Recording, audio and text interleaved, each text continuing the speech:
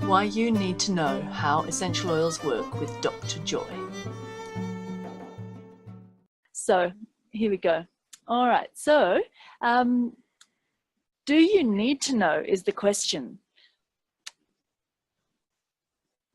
Do you really need to know how essential oils work? Can you use them without knowing how they work? Sounds like a silly question. And of course the answer is yes. And I like, oh, sorry, page up.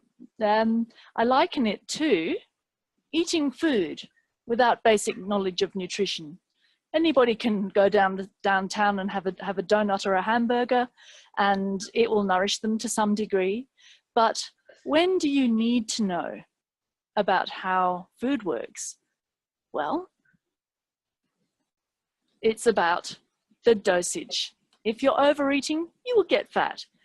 If you're using essential oils for health problems, you will need to know about the dose. So I'm reminded, this tune has been going through my mind all the time. It's all about the dose. You know that all about the base, no trouble. So it's all about the dose. I want you to remember that as a take-home message from this webinar, because it'll underpin everything else that I say. Do you need to know?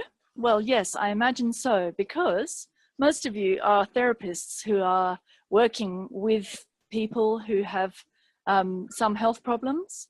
Quite a few of you have posted to me things you'd really like to know more about, and I haven't got the time to cover those things in detail in this webinar, but we will be able to cover them in future webinars, and so I'm delighted that people have let me know the different health conditions they're into.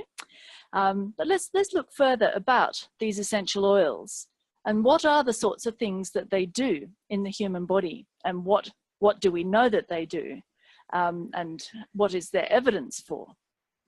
So, how essential oils work. This is a very busy slide, and hopefully I'll be able to make it more simple as we go through. So first of all, the main concept is that essential oils interact chemically with living cells. Because I'm a chemist and come from chemistry background, I view the world through the lens of chemistry.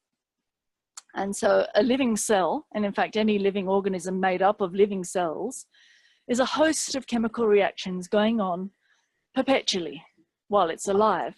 And one of the features of being dead is that your chemical reactions that keep you alive stop. And in fact, different chemical reactions start, which are decomposition reactions.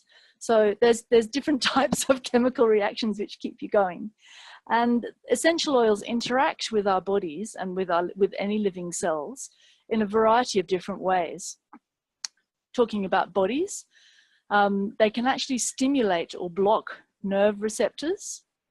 They can stimulate or block smooth muscle contractions, block chemical reactions that make inflammatory molecules, increase or decrease the activity of some brain neurotransmitters, increase or decrease the production of liver detox enzymes. They can use up temporarily the body's key antioxidant molecule, which is called glutathione, or work in conjunction with it as antioxidants. And those two examples there are chemical constituents. Eugenol is found in clove oil and thymol is found in thyme oil, funnily enough. The other things that the essential oils can do, they can damage cell membranes, both bacterial and human, interestingly enough. Again, all about the dose. Okay, so that will come back to that.